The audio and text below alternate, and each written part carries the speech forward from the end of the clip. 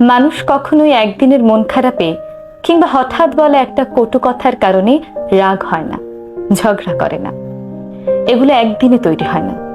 দিনের পর দিন ছোট ছোট কষ্ট, অবহেলা, অপমান, কটু কথা, উপেক্ষা সবই ধীরে ধীরে জমা হতে থাকে।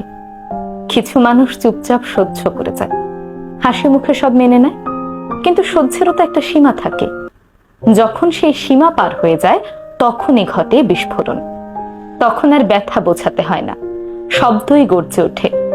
তখন মানুষ আর কিছু ভাবার আগেই বলে ফেলে সবকিছু। সে হয়তো চুপ থেকেছে সম্পর্কটা টিকিয়ে রাখতে, কিন্তু একদিন হঠাৎ সে চিৎকার করে কাঁদতে কাঁদতে বলে ফেলে, আমি কি মানুষ না? আমারও তো অনুভূতি আছে। লোকে তখন ভাবে, এ একটা কথায় এত রাগ কেন? কিন্তু তারা জানে না, ওই এক কথার পেছনে আছে শত শত না বলা কথা, অগণিত সহ্য।